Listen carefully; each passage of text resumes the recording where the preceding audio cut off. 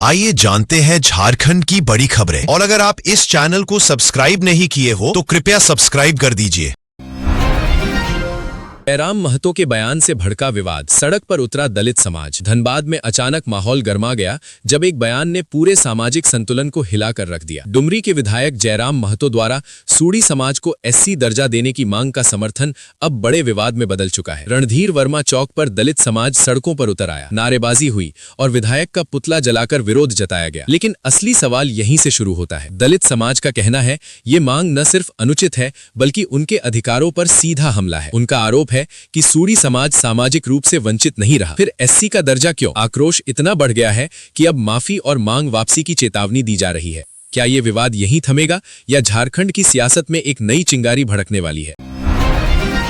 राजधानी रांची में एलपीजी संकट अब एक खामोश आफत बनता जा रहा है और इसकी असली तस्वीर चौंकाने वाली है। सोचिए, अगर आपके घर में गैस खत्म हो जाए और नई सिलेंडर के लिए 10 से 15 दिन तक इंतजार करना पड़े तो क्या होगा? यही हाल इस वक्त शहर के करीब 1.5 लाख उपभोक्ताओं का है। सुबह के 4 बजे अंधेरा छटने से पहले ही लोग गैस गोदामों के बाहर लाइन में खड़े दिख रहे हैं, उम्मीद बस एक सिलेंडर की। आंकड़े डराने वाले हैं। हर दिन 20,000 सिलेंडर की बुकिंग, लेकिन सप्लाई सिर्फ 15,000 के आसपास। नतीजा 60,000 से ज्यादा बुकिंग पेंडिंग। ऑनलाइन सिस्टम भी जवाब दे चुका है, बुकिंग के बाद मैसेज तक नहीं। लेकिन कहानी यहीं खत्म नहीं होती। इस संकट की आंच अब होटलों और रेस्टोरेंट तक पहुंच चुकी है। छोटे होटल बंद हो रहे हैं, बड़े रेस्टोरेंट अपने मेन्यू बदलने को मजबूर हैं। किचन की आंच धीमी पड़ रही है और लोगों की परेशानी बढ़ती जा रही है। प्रशासन ने कालाबाजारी रोकने के आदेश तो दे दिए हैं, लेकिन सवाल अब भी खड़ा है, क्या ये संकट थमेगा या और गहराएगा? क्योंकि अगर हालात नहीं बदले तो आने वाले दिनों में ये सिर्फ गैस की नहीं बल्कि हर घर की रसोई की लड़ाई बन सकती है।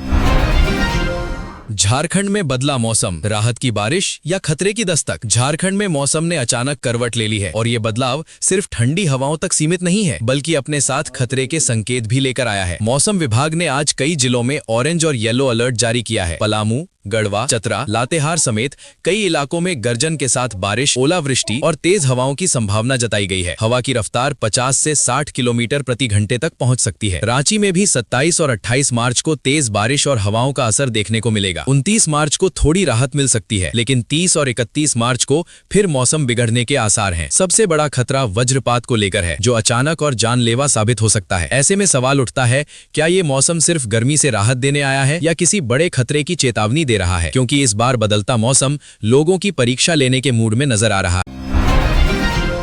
असम में झारखंडी सियासत की एंट्री, कोकराझार में गरजेंगे हेमंत, क्या बदलेगा चुनावी खेल? असम के चुनावी मैदान में अब झारखंड की सियासत भी उतर चुकी है और मुकाबला पहले से ज्यादा दिलचस्प हो गया है। 28 मार्च को हेमंत सोरेन कोकराझार में बड़ी चुनावी सभा करने जा रहे हैं। हारापुता मैदान से उनका संदेश सिर्फ असम ही नहीं बल्कि प्रवासी वोटरों तक सीधा पहुंचेगा। लेकिन कहानी यहीं खत्म नहीं होती। 29 मार्च को बाबूलाल मरांडी भी असम दौरे पर होंगे, यानी सियासी टक्कर और तेज होने वाली है। झामुमो के 21 उम्मीदवार पहले ही मैदान में हैं और अब स्टार प्रचारकों की नई सूची ने भी हलचल बढ़ा दी है। सवाल बड़ा है, क्या झारखंडी नेताओं की एंट्री चुनाव का समीकरण बदल देगी? क्योंकि इस बार जंग सिर्फ राज्यों की नहीं, वोटों के प्रभाव की भी है।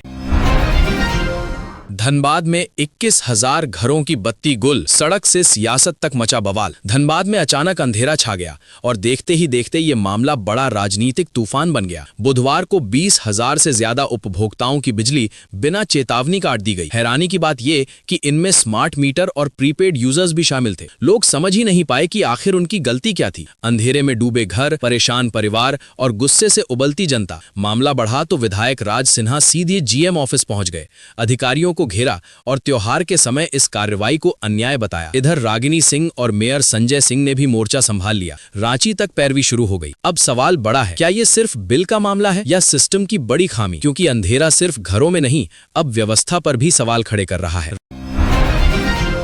रामनवमी जुलूस पर हमला, गढ़वा में बवाल, आंसू गैस और लाठीचार्ज से थमा तनाव। गढ़वा के रमकंडा में गुरुवार शाम का माहौल अचानक हिंसा में बदल गया जब रामनवमी का जुलूस आगे बढ़ रहा था। कौवा खोह के पास पहुंचते ही जुलूस को रोका गया और देखते ही देखते पत्थरबाजी शुरू हो गई। अफरा तफरी मच गई, लोग इधर उधर भागने लगे। स्थिति बिगड़ती देख पुलिस ने तुरंत मोर्चा संभाला और 3 आंसू गैस के गोले दागकर भीड़ को तितर बितर किया। घायल लोगों को एम्बुलेंस से अस्पताल भेजा गया। लेकिन मामला यही नहीं थमा। घटनास्थल पर कवरेज कर रहे मीडिया कर्मियों पर भी पुलिस ने लाठीचार्ज कर दिया, जिससे कई सवाल खड़े हो गए हैं। इलाके में भारी तनाव है, पुलिस कैंप कर रही है और हर गतिविधि पर नजर रखी जा रही है। अब सबसे बड़ा सवाल, क्या ये सिर्फ झड़प थी या कुछ बड़ा होने की आहट?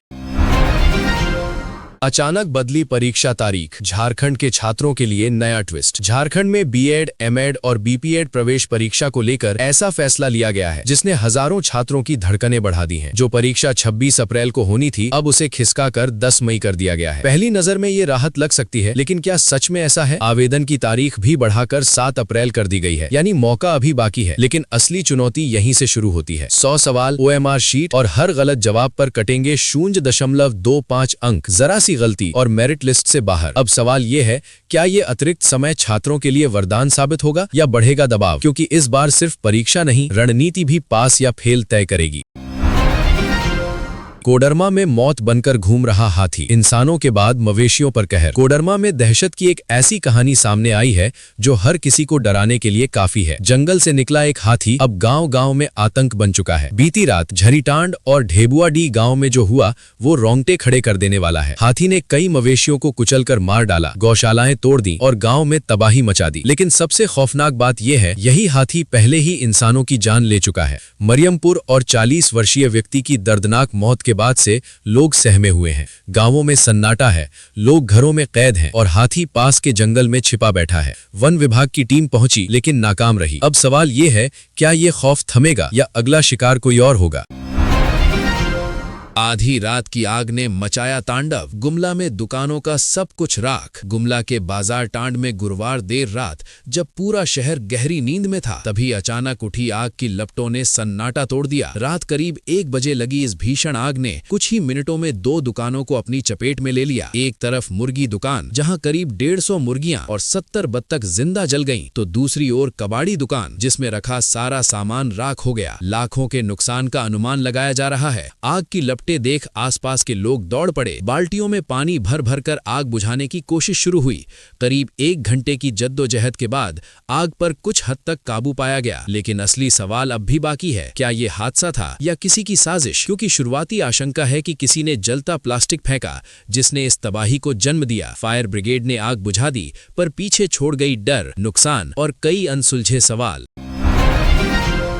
रामनवमी पर राममय रांची, सीएम हेमंत गदा लिए पहुंचे मंदिर। शहर में उमड़ा जनसैलाब। रांची आज पूरी तरह भक्ति में डूबा नजर आ रहा है, लेकिन इस उत्साह के बीच हर पल पर नजर भी रखी जा रही है। रामनवमी के मौके पर हेमंत सोरेन अपनी पत्नी कल्पना सोरेन के साथ तपोवन राम मंदिर पहुंचे, जहां उन्होंने विधिवत पूजा अर्चना की। गदा लिए मुख्यमंत्री की तस्वीरें तेजी से चर्चा में है। इधर शहर की सड़कों पर शोभा यात्राओं का सैलाब उमड़ पड़ा है। कोकर, लालपुर, डोरंडा से निकली झांकियां एल्बर्ट एक्का चौक पर जुट रही हैं। जय श्री राम के जयकारों से गूंजता शहर और करतब दिखाते युवा। लेकिन इस भक्ति के माहौल में सुरक्षा भी सबसे बड़ी चुनौती बनी हुई है। ड्रोन से निगरानी, भारी पुलिस बल तैनात। अब सवाल यह है, क्या ये विशाल उत्सव पूरी तरह शांतिपूर्ण रहेगा या कोई अनहोनी माहौल बदल देगी? झारखंड में डॉक्टरों की बड़ी बहाली, क्या बदलेगी स्वास्थ्य व्यवस्था की तस्वीर?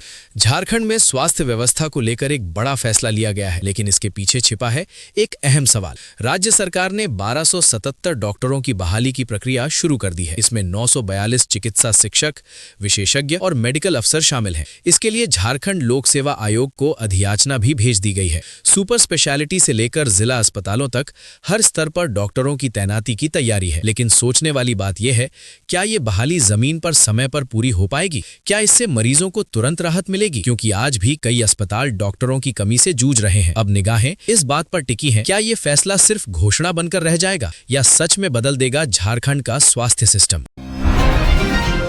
रांची में लौटेगा इंटरनेशनल क्रिकेट, क्या बनेगा नया इतिहास? रांची एक बार फिर क्रिकेट के रंग में रंगने वाला है, लेकिन इस बार मुकाबले सिर्फ खेल नहीं, रोमांच की नई कहानी लिख सकते हैं। धुरवा स्थित JSCA इंटरनेशनल क्रिकेट स्टेडियम को 2 बड़े इंटरनेशनल मैचों की मेजबानी मिली है। 9 अक्टूबर को भारत बनाम वेस्टइंडीज का T20 और फरवरी 2027 में ऑस्ट्रेलिया के खिलाफ टेस्ट मैच। लेकिन असली सवाल यही है, क्या रांची की स्पिन पिच पर ऑस्ट्रेलिया टिक पाएगा या फिर टीम इंडिया फिर से इतिहास रचेगी? 3 साल बाद टेस्ट की वापसी और 10 साल बाद ऑस्ट्रेलिया की एंट्री। मुकाबला होगा हाई वोल्टेज। JSCA ने तैयारियां शुरू कर दी हैं, लेकिन पिछली टिकट अव्यवस्था भी एक बड़ा सवाल है। क्या इस बार सब कुछ परफेक्ट होगा या फिर रोमांच के साथ विवाद भी लौटेगा? क्योंकि रांची तैयार है, अब नजरें मैच के उस पल पर हैं जो इतिहास बना सकता है। 10 करोड़ की सड़क तैयार, लेकिन 40 मीटर ने रोक दी रांची की रफ्तार। रांची में एक ऐसा मामला सामने आया है जो स्मार्ट सिटी के दावे पर बड़ा सवाल खड़ा करता है। 7 साल के इंतजार के बाद करोड़ों की लागत से बनी सड़क लगभग तैयार है। डिबडी रेलवे क्रॉसिंग के पास बनने वाली ये वैकल्पिक सड़क जाम से राहत देने वाली थी, लेकिन कहानी में ट्विस्ट यही है, सिर्फ 40 मीटर लंबी पाइपलाइन पूरे प्रोजेक्ट पर भारी पड़ गई है। 90% काम पूरा, सड़क तैयार, बस आखिरी कालीकरण बाकी, लेकिन पाइपलाइन शिफ्ट नहीं हुई। 2 विभाग एक दूसरे पर जिम्मेदारी डाल रहे हैं और शहर की रफ्तार थम गई है। अब सवाल ये है, क्या अप्रैल में ये सड़क चालू हो पाएगी या फिर एक छोटा सा अड़ंगा करोड़ों की मेहनत पर पानी फेर देगा? क्योंकि यहाँ रुकावट सिर्फ पाइपलाइन नहीं, सिस्टम की भी है।